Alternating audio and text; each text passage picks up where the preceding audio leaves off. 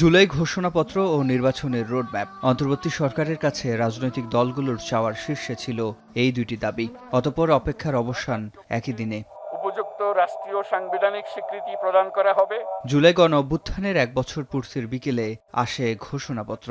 তার 3 ঘণ্টা পর নির্বাচন আয়োজনের আভাস। রোজার আগেই ফেব্রুয়ারিতে নির্বাচন। 2026 সালের ফেব্রুয়ারি মাসে জাতীয় নির্বাচন অনুষ্ঠানের আয়োজন করেন। প্রধান উপদেষ্টার কাঙ্ক্ষিত ঘোষণার পরও রাজনীতির মাঠে যদি কিন্তু নতুন দল এনসিপি বলছে সকল পক্ষকে সন্তুষ্টির প্রয়াস ছিল ঘোষণাপত্রে, তাতে কিছু ঘাটতিও পরিলক্ষিত। আর ফেব্রুয়ারিতে নির্বাচন সুষ্ঠু করার জন্য নির্বাচনী পরিবেশ ও নির্বাচন ব্যবস্থার সাথে যুক্ত প্রতিষ্ঠানগুলো এখনও কার্যকর হয়নি।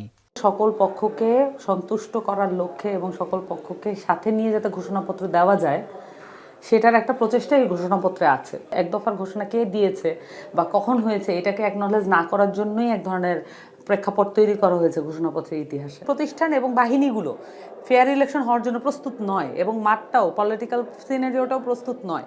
যদি প্রস্তুত থাকে, এর মধ্যে যদি প্রস্তুত হয়, তাহলে ফেব্রুয়ারি যে টাইমটা দেওয়া হয়েছে ওর মধ্যে ফেয়ার ইলেকশন হওয়া সম্ভব।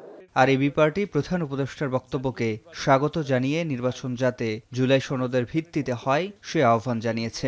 আমরা এটাকে সিম্পলি আমরা স্বাগত জানাই, কিন্তু আমাদের একটা অনুরোধ হচ্ছে যে জুলাই যে চার্টারটা আমাদের হবে, নির্বাচনটা যাতে এই জুলাই চার্টারের ভিত্তিতে হয় এবং জুলাই চার্টারের যে জিনিসগুলো আমরা অন্তর্ভুক্ত করতে পেরেছি যেগুলো নির্বাচনের সাথে সম্পৃক্ত সেগুলো যাতে মানা হয়, যাতে আমাদের বিভেদ কমে আসে এবং যাতে আমরা একটা সুষ্ঠু বিচার, তারপরে আমাদের জুলাই সনদ বাস্তবায়ন এবং সংস্কারগুলো করে আমরা যাতে ফেব্রুয়ারির মধ্যে একটা সুষ্ঠু নির্বাচন করতে পারি, সেটাই আমাদের প্রত্যাশা। শুধু ঘোষণার মধ্যে সীমাবদ্ধ না থেকে আইনি কাঠামোর মধ্য দিয়ে বাস্তবায়ন করার আহ্বান জামায়াত ইসলামীর। মাঠ পর্যায়ে সুষ্ঠু নির্বাচনের পরিবেশ নেই বলেও দাবি দলটির।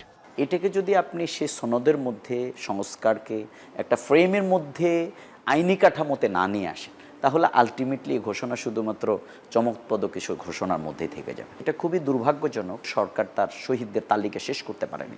লেভেল প্লেইং ফিল্ডের মধ্যে যদি সরকার না আনতে পারে, যখন এখানে ডামাডোল শুরু হয়, এখনও যেখানে নীরবে অত্যাচার যেভাবে চলছে, চাঁদাবাজি চলছে, এই জায়গা থেকে মুক্তি না হলে কখনো কিন্তু এই জায়গায় আমরা যেতে পারবো না। এদিকে বিএনপি বলছে সরকারের নিরপেক্ষতা ধরে রাখলেই সুষ্ঠু নির্বাচন হবে, আর নির্বাচন আয়োজনের ঘোষণায় ষড়যন্ত্রের সংজ্ঞা কমে আসবে।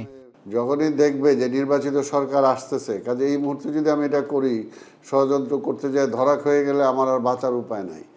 কাজে এটা ষড়যন্ত্রটা কমে আনবে। নিরপেক্ষতা যদি কোনো কারণে নষ্ট না হয় তাহলে তার কোনো সমস্যা নাই। আশা করব যে তার উপদেষ্টা যারা আছে বা তাদের আশেপাশে যারা আছে তারা যাতে কোনোভাবেই ডক্টর ইউনূস সাহেবের নিরপেক্ষতা নিয়ে কোনো বিতর্ক সৃষ্টি করার মতো কোনো কার্যক্রম তারা না করে। বিশ্লেষকরা মনে করছেন নির্বাচন আয়োজনে সরকারের কার্যকর পদক্ষেপের পাশাপাশি রাজনৈতিক দলগুলোর সদিচ্ছাও জরুরি।